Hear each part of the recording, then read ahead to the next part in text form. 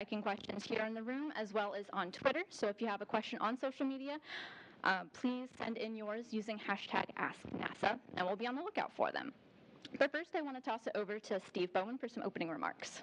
I just want to thank you all for attending and for being online and watching us on NASA TV. It's really exciting as a crew. It's sort of been a long road to get here, and we're very excited and we all feel very privileged to be a part of this mission going to the International Space Station next month, and we're really looking forward to the experiences we have ahead of us. And from a personal note, it's been a great honor to work with these astronauts, cosmonauts. It's an amazing team I've been privileged to have with me, and we are all looking forward to our flight. Awesome. Thanks, Steve. So we're going to start out with some questions here in the room. If you want to start with your name and affiliation, and as well as which astronaut or cosmonaut you'd like to direct your questions to. I have a question right here. Thank you. Carreau with Aviation Week and Space Technology, and I believe this is for the commander. Could you discuss some of the spacewalk potential activities or certain activities that you see unfolding during your 6-month mission? Actually, our mission is incredibly full of vehicles coming to visit us. We were just discussing shortly after we get to space station, SpaceX 27 is going to arrive with a full complement of science, and usually SpaceX vehicles, when they get to the space station, it's 30 days of continuous work, followed by NG-19, which will visit shortly thereafter, and during the same time frame. Potentially we have crew flight test coming up with the Boeing vehicle, which is, I think that's really going to be incredibly exciting. That's currently scheduled for sometime April-ish, but followed by Axiom 2, and then another SpaceX at the end. And the SpaceX 28 at the sort of the end of the increment is sort of our opportunity for any EVAs. So we may actually have EVAs on top of 3 cargo vehicles and 2 crewed vehicles coming to visit. So it's just such an exciting increment. We're going to be busy. We're going to be tired, but it's going to be a lot of fun. All right, thanks, Steve. So we've got a question on the phone. We'll go to Marcia Dunn with Associated Press. Hi, for Steve and Andre at least, and maybe the other two would like to chime in. I'm wondering, what's your secret to working together and trusting one another with your lives, given the messy, confrontational state of affairs between your country's leaders here on Earth? Do you avoid certain political topics, not read the headlines out of Ukraine? Or if there have been tensions, how do you resolve them? Thanks so much. So I'll answer that for my part, I guess. I've been working and training with cosmonauts for over 20 years now, and it's always been amazing. Once you get to space, it's just one crew, one vehicle, and we all have the same goal. And having the opportunity to train in Russia over the past number of years, in addition in the past year, really focusing on the mission. That's why we're there. That's what we're there for. I'll have to toss over to Andre, but it's working with our crewmates. That's really what we do. Ну, конечно, мне тут сложно что-либо добавить. Конечно, это такое довольно длительное уже сотрудничество в космосе между нашими странами. И я всегда говорил, что жизнь людей, космонавтов, астронавтов на станции из разных стран является ярким примером, то есть жизнь людей в космосе является ярким примером того, как люди должны жить на Земле. Ну и, я считаю, мы являемся очень хорошим примером этого. It's really hard for me to add anything here. Space cooperation has a very long history, and we are setting the example of how people should be living on Earth. The life of people in space on the International Space Station is really setting a very good example for how people should be living on Earth. Definitely all about the mission, and that's what we're here today to talk about. We're going to go to a question in the room. Gina Sinceri, ABC. Who wants to talk about the patch and its significance and how it was designed? There's a patch over there. You can talk to it. Well, yeah, I think when we started talking about the patch, we were looking at different elements linked to dragons, and I wouldn't say that we were running out of options, but we all liked ships, and historically all the space shuttles were named after vessels or discovery ships, so we like the names Endeavour, we like the name Discovery, and so on. So we thought, what about having a ship maybe in the patch? So we looked up at items that has maybe a dragon figurehead, and we found like a good, cool idea of having maybe a figurehead ship as the main element. And as you may know, that the dragon actually dock in the forward of the station itself. So that became the main element. Plus, we had a very cool addition by Andre when he said, let's use the cosmonaut 2012 class shape, which is it looks like a sail, but it's actually the idea of three planets, or I would say Earth, Moon, and Mars. So that actually kind of draw a sail. So we thought, okay, a ship and a sail, that can work together. We added other elements like the Draco constellation, which is a similar name to some of the engines on the capsule itself.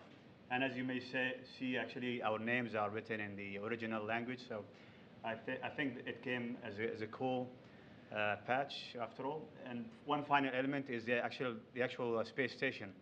It looks like an anchor to the ship, which also was presented very well in the patch. So we're really happy and proud of our patch. Thanks. And we have a question from here in the room. Eric? Hi, Eric Berger with Ars Technica. It's a question for anyone who wants to address it. Low Earth orbit's becoming increasingly congested. The ISS is doing maneuvers. We had the MMOD strike on Soyuz MS-22 in December. I'm just wondering, if that's, you're going to be up there for a long time, 6 months. Is that something you think about, are concerned about? I'm sure you train for it, but just talk a little bit about sort of living in this environment where there is lots of debris zinging around that's potentially a threat to the place you're living. You want to talk to it? Yeah, thanks, Eric. Yeah, certainly there's been a lot of concern about this recently. We're lucky to be able, we kind of know when the big stuff's coming. So as you know, we are able to move the space station out of the way, given some heads up that there's a potential conjunction, and that's something the mission control team does a great job of on a daily, weekly, monthly basis. We're always thinking about how to keep the station clear of incoming conjunctions, and often using those opportunities to also reboost at the same time. So we need those reboosts, and if we can be opportunistic about those, it's a good opportunity. I think we just fall back on our training for the case where we do potentially have, let's say, a late conjunction and we're not able to move out of the way. We have safe haven procedures, and we're well trained to deal with that situation. We have a question right up front here. White from Russian Sputnik News. Please, I have a question. Would you like to see these cross flights to continue in the future between NASA and Roscosmos? And what are their advantages? How do you complement each other? This is very multicultural crew. Do you have some kind of concrete example? For example, one of you, knows how to do better one thing, the other one the other thing. Is there anything like that? Thank you. I think, I think we're actually a pretty well-balanced, well-complemented crew.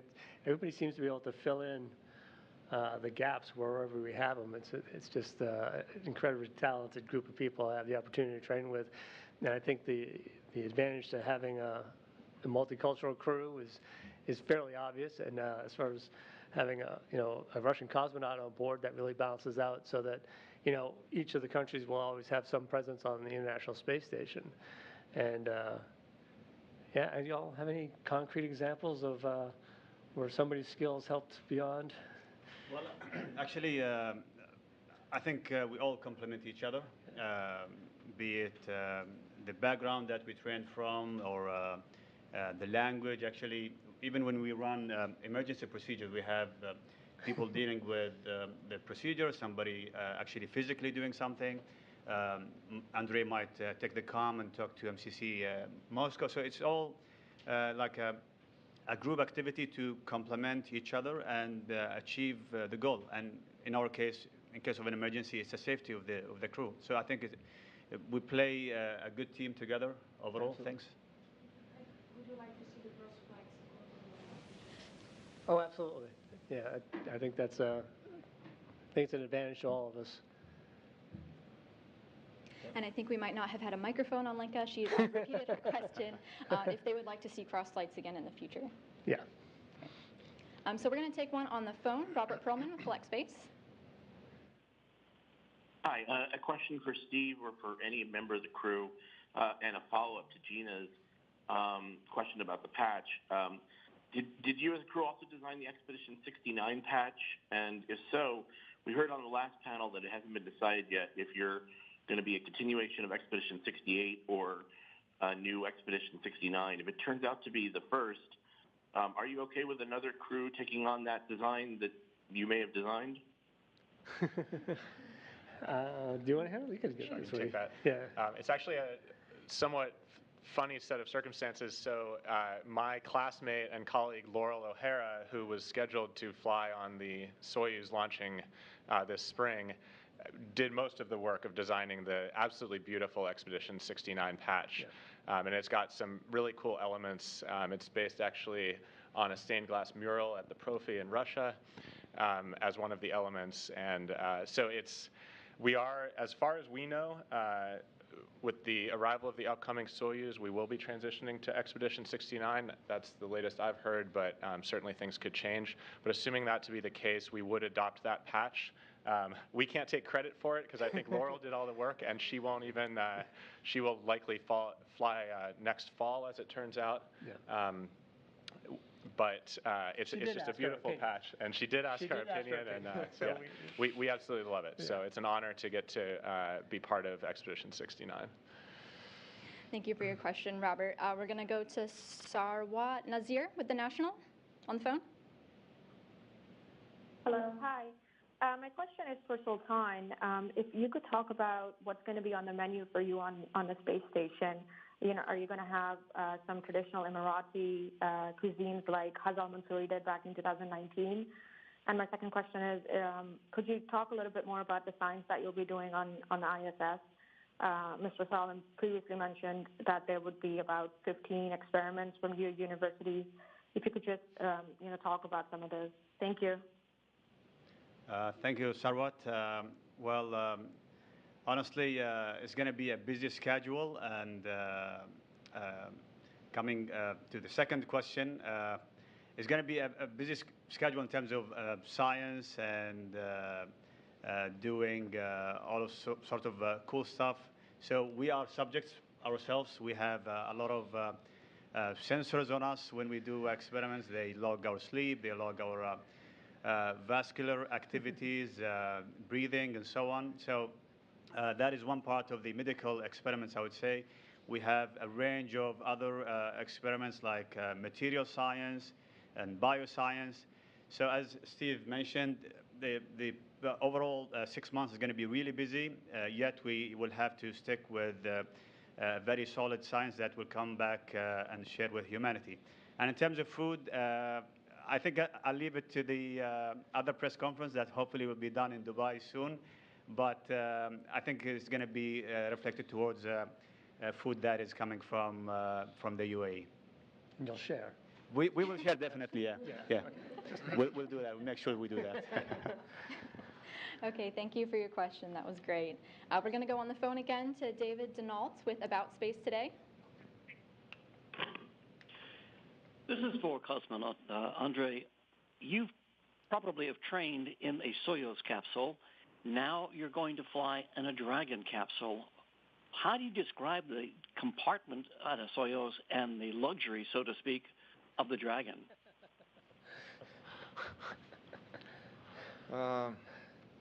Хороший вопрос, конечно. Good question. Ну, на самом деле, принципиально нельзя сравнивать этих два корабля, потому что это совершенно две разные эпохи, ведь между ними практически 50-60 лет стоит между созданием этих двух кораблей. It's a really good question, and just in principle, you cannot compare these two vehicles because there are 50 or 60 years between when they were designed. Ну вот конкретно для человека, который задает этот вопрос, я хочу ответить другим вопросом. But just specifically for the person who asked this question, I want to answer by asking a different question. Вот что бы вы выбрали? Например, между двух вариантов. У вас первый вариант – это большая однокомнатная студия, квартира, где вы можете жить, либо небольшая двухкомнатная. If you had to choose between one large studio, like one bedroom studio, and two smaller rooms. This is my answer, sorry. That was a good description. Thank you. So if you're just joining us, we are taking questions with the Crew-6 crew. If you are on our phone bridge today, please press *1 to ask a question, and we'll call on you. Or if you have a question on social media, head over to Twitter and push #AskNASA, and we'll be looking out for your questions as well. I'm going to take one from social media right now. I think this one can be for Steve. What are you going to be doing in space, and how long are you going to be there for? This question is from Yankee Pilgrim on Twitter. Well, what are we going to be doing in space? So we have a 6-month mission. I think it's currently scheduled about 182 days. I outlined the number of people that are going to be visiting us, the number of vehicles that will be visiting us. We've got hundreds of experiments that will be assisting along the way.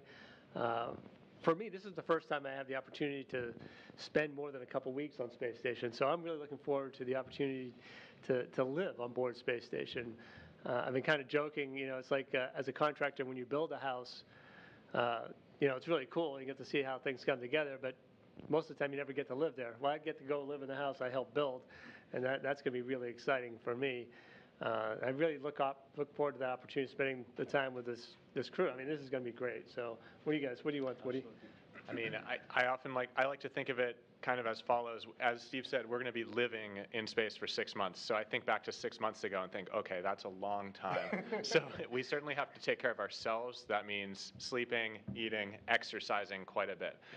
When we are not doing those things, we are working. And our work on the space station, I kind of think of it as two different things. So first, the purpose of the space station, it's a national lab, and it's for scientific research. So we have this incredible, unique, weightless environment where we can conduct amazing scientific research, and that's why we go to the ISS.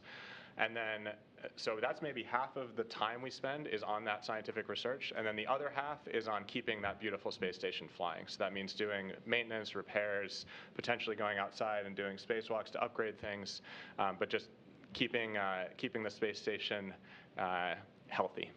Personally, what are you looking forward to? It's got to be something. I'm trying not to get my hopes up about possibly getting to do an EVA, but that's certainly on the list. But I think just when we arrive, I'm looking forward to looking out the window. Yeah.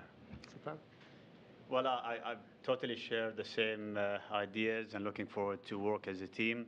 And as Woody mentioned, we will be living there. So just the idea of waking up every morning and having the access to a window like the cupola, I think it's literally out of this world. I mean, you can see and scan the whole world in 90 minutes, which is amazing. So that is probably the one thing that I want to see in person. But obviously, doing all the tasks that we train to do, actually doing science, doing all the repairs, and actually communicate the activities that we do on board with students, and just spreading the enthusiasm about the space station and traveling to space overall.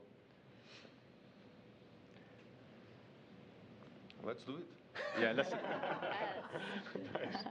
Usually his answer is so much better than the rest of us. So we're going to be switching over to a couple of questions on the phone branch. We've got Bill Hardwood with CBS. Yeah, thank you very much. A question for Andre, if I could. Have you spoken to Anna Kakina about her experience with Crew Dragon? Does she have any advice or maybe give you any idea of what to expect? Thanks. Ну, безусловно, мы некоторой информацией обменивались, вот, но в целом она настолько занята на станции сейчас, что нам не очень часто приходится с ней общаться. Yes, definitely. We did have some information exchange with her, but right now she is so busy on the International Space Station that we didn't really have very much time to communicate. Okay, we'll go to David Curley with the Discovery Channel on the phone.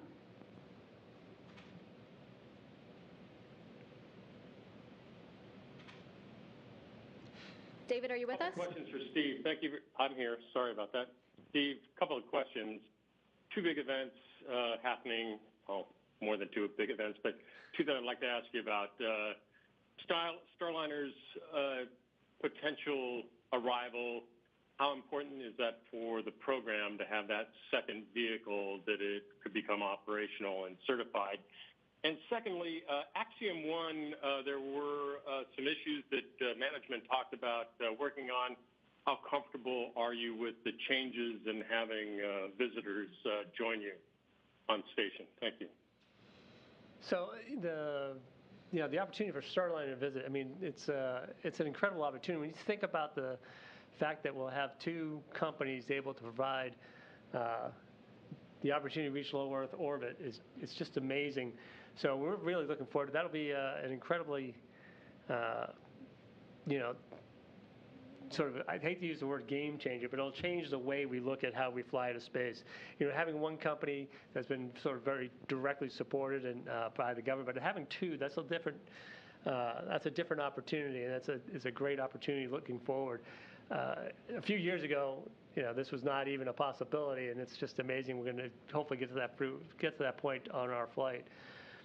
For Axiom 2, we've had the opportunity to talk to Peggy and John, the crew members on Axiom 2, and we think that it's going to be a great opportunity, a great flight when they get to visit. They'll be up there for about a week or so, and they have a great plan for their mission, and we'll do what we can to support them. And I think it's going to work out well. It's another paradigm shift. Those two events, huge events actually, in spaceflight happening during our increment, on top of all the other work we get to do. I don't think we're going to fully be able to absorb it until after the fact, how important those two events really are. So it's going to be exciting, that's for sure. So we'll go now to Sophie Sanchez with Cosmic Chicago. Hi, thank you for taking my call. I guess this question could be answered by anyone. Earlier in the previous broadcast, we heard our managers speaking about the low probability events that they plan for when it comes to things like strikes to the Soyuz. I was wondering if you guys could speak a little bit more to the training that you guys as astronauts do to prepare for these low probability events, especially Steve, maybe if you can offer any insight into how the training has changed over the years. Thank you. So I'll let Woody take the difficult scientific side of this, I guess. I'll just give a couple anecdotes along the way. So yeah, the way we've looked at the probability of MMOD strikes on the International Space Station, for the life of station, from when I first showed up, it's been the highest probability event for causing loss of station. During the life of the program, was initially estimated 1 in 250 or somewhere thereabout. But in a real way, I've been out doing a spacewalk and seeing holes through handrails where obviously MMOD strikes have happened. On my first flight, we actually had a window on the pilot side, take a small MMOD strike on the outer pane. I had the weird opportunity of seeing a shooting star go below my feet during an EVA. And it was really cool until I realized that, hey, that rock was just out here with me. So, it's a real thing, and our ability to discern and see what's coming has changed and evolved as our capabilities have improved through the years. As far as the training and what we have to help us with that, I'll pass that over to Woody. Yeah, sure. So as I think many of you are well aware, we train for 3 different emergency class sort of events, 3 different types of emergency that we could face on the space station. So those are fire, depress, and toxic atmosphere. And then, in addition, we have some emergency procedures like safe haven that we could end up in the case of things like a late conjunction with some kind of late conjunction with some kind of MMOD. In terms of, the training prepares us for those low probability events. We are ready should any of those things occur. We're ready to respond. And I also, just thinking about that question, I think it's important to acknowledge all the work that happens on the ground, the teams that do the analysis and think about all of the different ways that bad things could happen and keep us safe. And so, this is space flight. Things that you don't expect occur. There is danger, and stuff that you never could have imagined happens, like losing all the coolant on a Soyuz due to a late MMOD strike. And it's not to say that's not imaginable, that's completely imaginable, but it really does happen. So these low probability events really do occur. And I think our teams here around the world at the mission control centers and all our engineers do an admirable job of dealing with those things when they come up. Anything you'd like to add? Okay. Going on to the phone, we have Marcia Smith with Space Policy Online. Thanks so much. My question is for Andre, and it's back to the spacewalk question. I'm wondering, since there were a number of Russian spacewalks that had to be canceled, I'm wondering how many are going to be taking place while you're up there, and are you expecting an opportunity to be on one of those spacewalks yourself? And also, do you know if there are any plans, once you do resume spacewalks, to check to see if there's any residual contamination from the propellant around the airlock?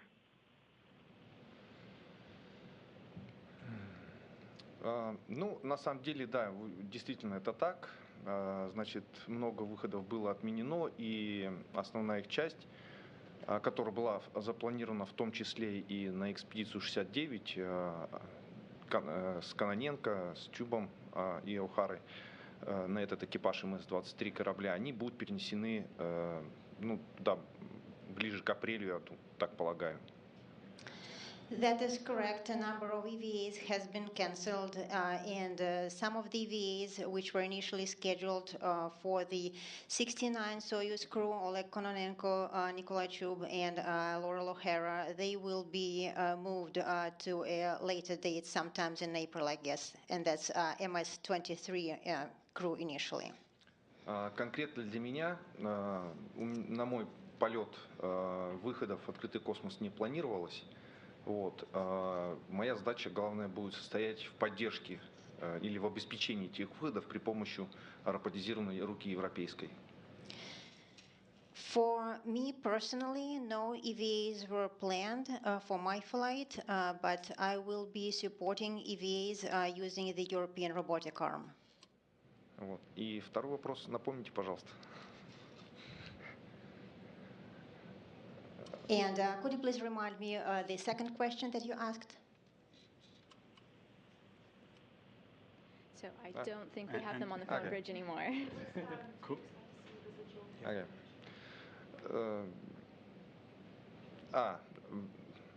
Вот это я не знаю, так как мне не ставили задачу выхода в открытый космос, поэтому и у нас очень часто задачи в открытый космос от одного выхода к выходу сейчас могут меняться, поэтому может быть что-то такое будет, а может быть нет, я не могу точно сказать.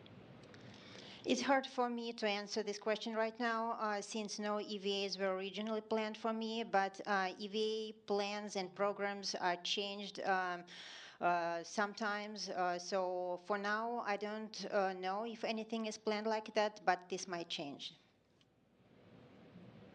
So since we're speaking of spacewalks, we have a couple of questions from social media about them. Indra Neil would like to know how many you anticipate, if any, and then B would like to ask if any of those spacewalks involve the IROSAs.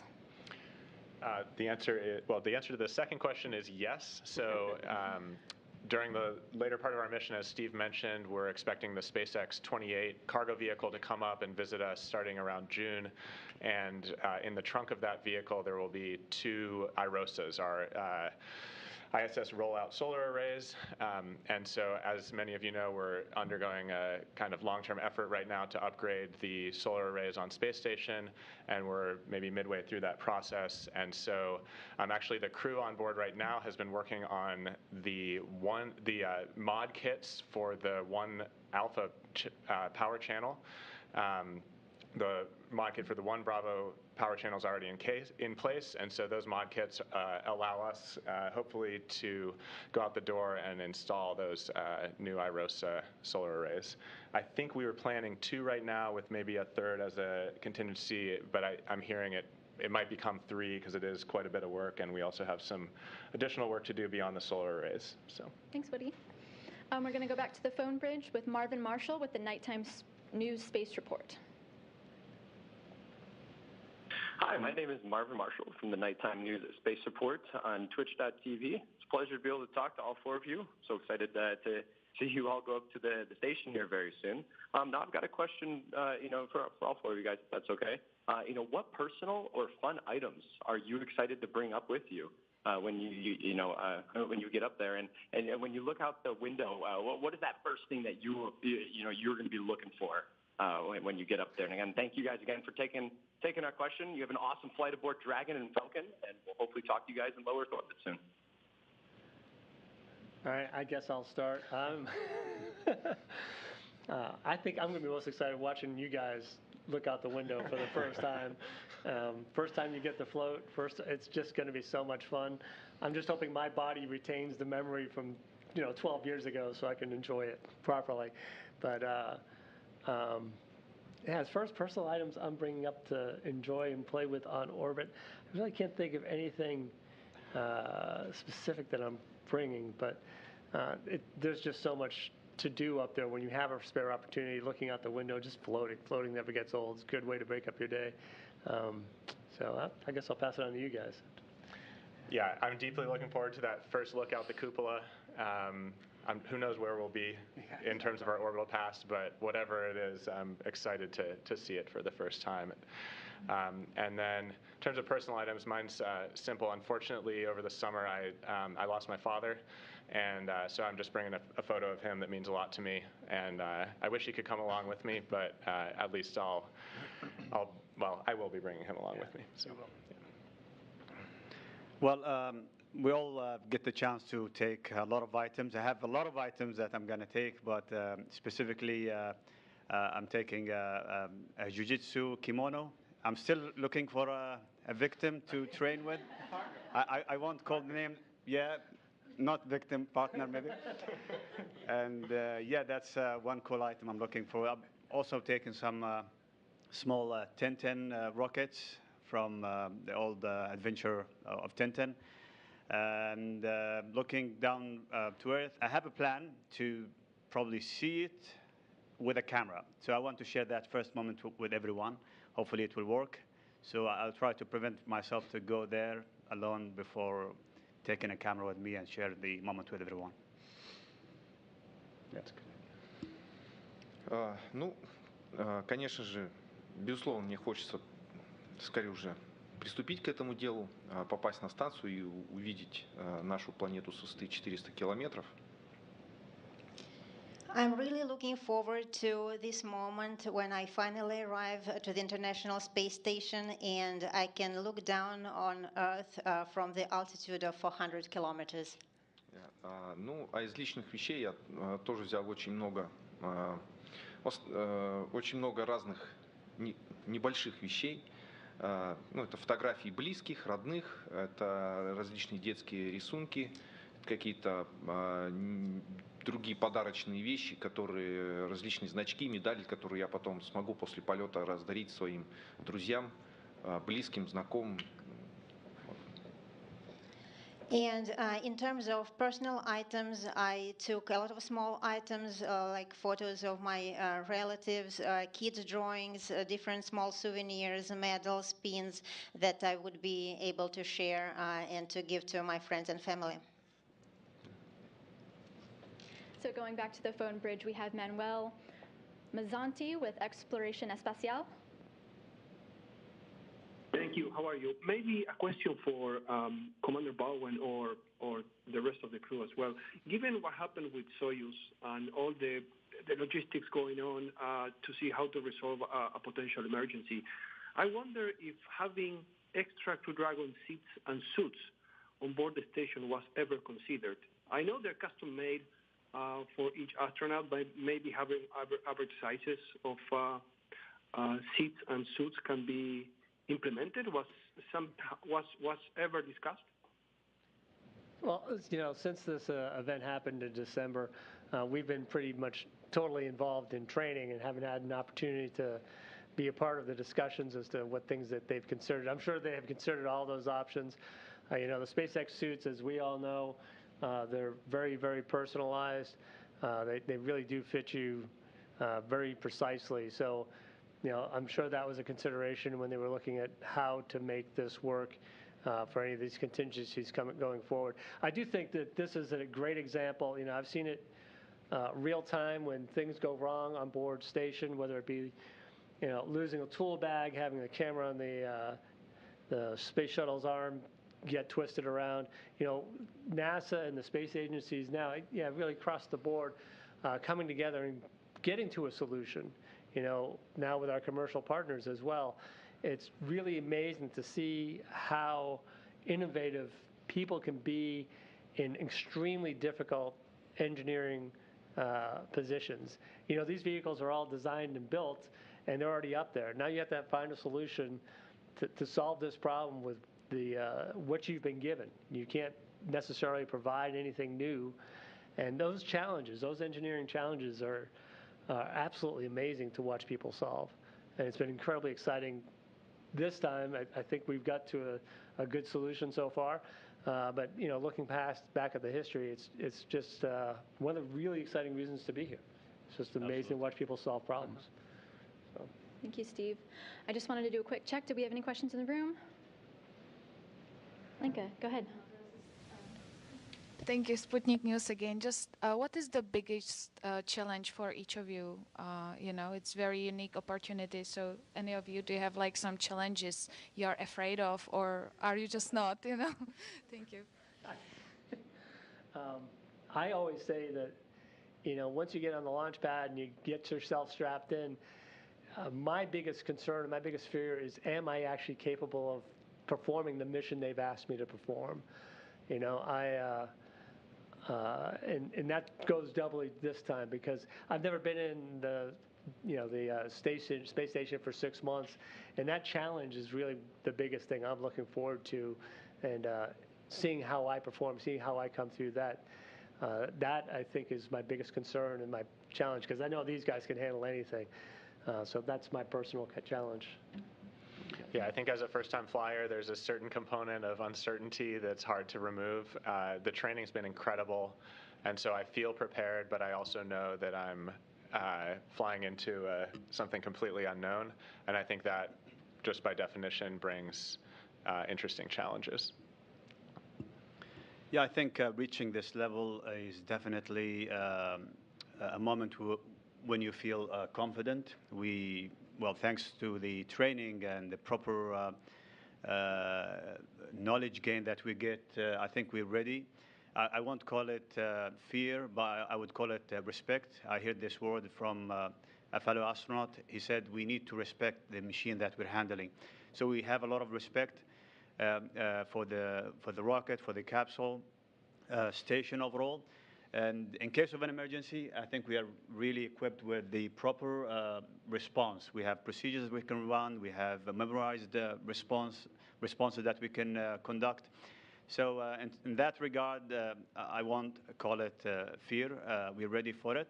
In terms of the most difficult thing, I think 6 months is a long duration, and probably the most difficult thing is staying away from family. Hopefully we can keep that connection with our beloved ones, and again share the daily routine that we're having, and keep that bond throughout the 6 months mission. So yeah, to me that is the most difficult thing probably. Ну, для меня, наверное, самое сложное это, в принципе, то же самое все. Во-первых, это после старта и прибытия на станцию, это привыкнуть к невесомости, то есть понять свой организм, как он будет адаптироваться к условиям невесомости. Well, for me, I think some of the aspects are the same, and also after launch, to get used to the weightlessness, to see how my body will react to microgravity. Ну, затем, соответственно, после посадки привыкнуть обратно к земной гравитации, то есть организм опять будет заново привыкать жить на Земле. And then after landing, to get used to living on Earth again, so my body will be adjusting or readjusting to gravity again. И вот это вот меня, конечно, беспокоит. Ну и, естественно, самое главное в процессе всего полета, мы, конечно же, не можем подвести всех тех людей, кто помогал нам и готовиться, кто помогал готовиться нам именно как наши инструктора, те, кто помогает, те, кто производит космическую технику, то есть всех инженеров, ученых, те, кто готовит научные эксперименты. Ну, как бы не можем их подвести, и наша главная задача – это выполнять свою работу хорошо. And of course, during the actual flight, it's very important that we meet the expectations of all the people who work tirelessly on the ground, all the scientists and engineers, and perform all the experiments very well. So we have Will Robinson-Smith with Spectrum News 13 in Orlando on the phone. Yes, hi, thanks for taking my question.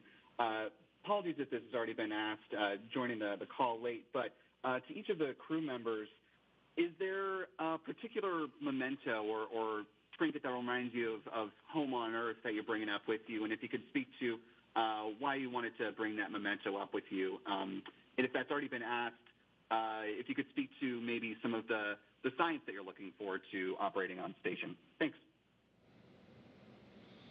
So we did go over the items. This will be available for playback on NASA's YouTube account, but did you guys want to talk science? You know, as I said earlier, we've got hundreds of experiments, you know, on each of these flights continuously going on board station, and so every new visiting vehicle is going to bring many more opportunities. Some of them are more, you know, more astronaut intensive than others, and obviously the medical experiments that we are also subjects of. Those are probably the closest ones to heart. But I usually am looking forward to, sort of generically, I'm always very interested in the material science processes that we're looking at on board station and those experiments as well. But we have so much science, and we've been, you know, just in the past few weeks, we've had so many briefings on things that we're going to be doing. I feel a little bit saturated right now. You guys got any particular ones you're thinking of? Yeah, as I mentioned, we will be doing a lot of science. I recall, for example, some science on the fluidics and how they react or move in space. And we have some combustion experiments that we'll be monitoring as well. Various types of combustion, and we see the flammability on these elements. This is for the safety of the crew when we go beyond low Earth orbit, going to the moon and beyond. It's another test of flammability. And we have, as you mentioned, Steve, and I do mention as well, we will be subjects to a lot of scientific observation that is done before the flight, during the flight, and post-flight, to see the impact of weightlessness on our bodies, on our body mass. So it's all for the sake of science, and it's all for the sake of the push towards the boundaries of exploration towards space. So I'm excited to run all these experiments. Yeah, it's just amazing what the ISS platform can accomplish. So it's everything from fundamental scientific research to looking back at Earth, monitoring Earth's atmosphere and the climate system, and just studying our own home planet, to innovation. So like the unique weightless environment on ISS allows us to look at things like novel protein folding that's only possible in weightlessness, or constructing microstructures that can't even hold up their own weight and can only be constructed in that environment. And then, just like Sultan mentioned, something I'm passionate about is I think our 22-year history on ISS has given us enormous value for thinking about how we go forward with Artemis to the moon. And so, Sultan mentioned the combustion experiment. In weightlessness, buoyancy-driven convection is not a thing, and so things burn differently. And I mean, if you really think about things like vehicle design, we're often constrained both in how we design our vehicles and how we operate our vehicles by flammability requirements. So studies like the one Sultan mentioned are enormously important for enabling us to push the envelope in the future a bit more on what we can do with our vehicles. Another one that I'm excited about is we're going to potentially, if we do some EVAs, we may take some swabs outside, some EVA-capable swabs, and actually swab the outside of the space station to try to get a sense of what sorts of like biological material might be out on the outside of space station, and that's relevant for planetary protection when we think about going to Mars. So we're starting to get ahead on thinking about those things and how they impact our future missions. So I have a question from social media here. It's from Angel on Twitter for Sultan Al-Niyadi. So you'll be the first Arab to go on a long-duration space mission. Will you be spending Ramadan in space? Are you the first? And what are your thoughts on it? Well, first of all, 6 months, long duration, first Arab mission. I think it's a great privilege, yet it's a great responsibility. Throughout the 6 months, we will be passing through very like nice occasions like the Eids, the end of Ramadan and the end of the Pilgrim. So I'm in the like a definition of a traveler, and we can actually break fast. It's not compulsory, and actually fasting is not compulsory if you're like feeling not well. So in that regard, anything that can jeopardize the mission or maybe put the crew member in a risk, we're actually allowed to eat sufficient food and to prevent any escalation of lack of food or nutrition or hydration. So in that regard, we were safe. If we had the opportunity, definitely Ramadan is a good occasion to fast, and it's actually healthy, and probably share some UAE meals with you guys. But yeah, definitely, we'll wait and see how it goes. We're excited to hear all about it. So we have one on the phone, Marcia Dunn with the Associated Press. Yes, hi again.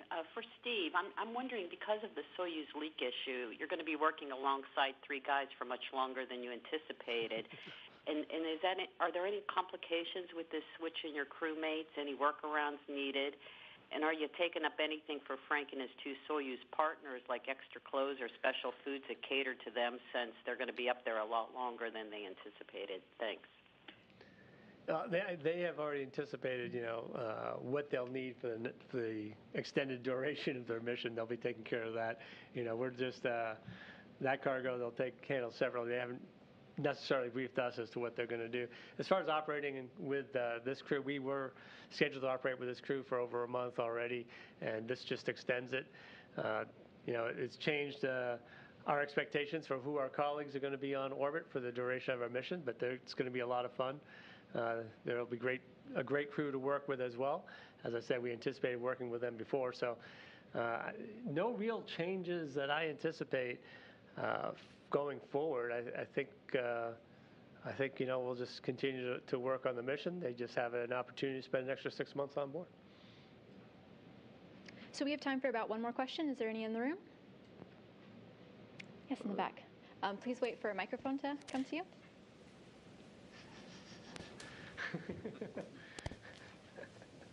Thank you. Hi, thank you. Is there anything that the crew would like to see accomplished during this mission, but also within the next 10 years of space exploration? Wow. There are a lot of things I'd like to see accomplished during our mission. Everything that's scheduled, I really like my spaceflight nominal.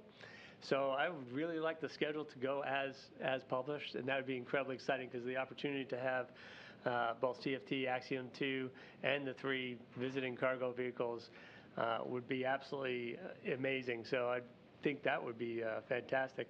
As far as the next 10 years, I've been here a long time, and I've got friends that have been here a lot longer than I have, and every one of them will tell you that this is the most exciting time they've ever been present at NASA. There's so much going on. And it's not just Artemis and exploration back to the moon and onto Mars. It's, the development of low Earth orbit, the development of a commercial space program. It's just so exciting, and you guys all have thoughts on this. What do you got, Woody? Yeah, well, the second question's so easy. We're landing on the moon. So that's going to be incredible. Thinking about the space station, so October 31st of 2000 was the last day that all living humans were on Earth. And since then, we've continuously had a presence on ISS. And so we're just, we're going to spend 6 months up there, and I think continuing that incredible legacy, it's just amazing how much we've learned in those 22 years aboard the ISS, and it's an absolute privilege to get to be a part of that legacy with our mission. And then, looking forward, I remember in college, I was an engineering student, and I remember thinking about internships and being a bit disappointed one day. Like, I didn't get to work on Apollo. Those were the good days. And what was that? A little more than 10 years ago, 15 years ago, I could not have imagined that 15 years later, I would be like around a program, Artemis, that is going to be sending people back to the moon in a sustainable way, setting up a continuous presence. And so I truly think we are living in the most exciting of times, and we need lots of help. So to any young engineering students out there, we really need your assistance for the next decade of human spaceflight. Yeah, speaking about the UAE astronaut program, specifically in 2017, it was a new call for participant to apply and fly to space. So I was lucky enough to be selected among the first 2, Hazal Mansour and myself. And in 2019, after a very successful mission, when Hazal went to space, it was the opening towards a continuous presence in space for the UAE. And it was actually a promise from our Prime Minister to continue these flights. So here we are today, we're talking about the second mission. We raised up the bar, now we're talking about 6 months. And we have 2 additional astronauts actually training with the new Ascan class. So we are looking towards mission further into space, looking to join Artemis, hopefully in the future. I would love to see a UAE flag on the lunar service, carried on the shoulder of a UAE astronaut. Yes, I think the UAE is doing a very good job, and in the coming 10 years, I think we'll be following the international efforts towards going to space and pushing the boundaries of exploration. Nothing yet. I'm sorry. Well, that's all the time that we have. This concludes our press conference today. Thank you all for watching. If you didn't get the chance to ask your question, this crew is heading straight over to Instagram, the @ISS account, to answer even more questions. So if you didn't get a chance to ask it then, head over to @ISS, and we're going to get started in about 10 minutes. You can keep up with the Crew-6 mission on social media and the CCP blog, and make sure to watch their launch on NASA TV and on your NASA app. So go Crew-6. Go Crew-6. Thanks. Go Crew-6. Thanks everybody for coming.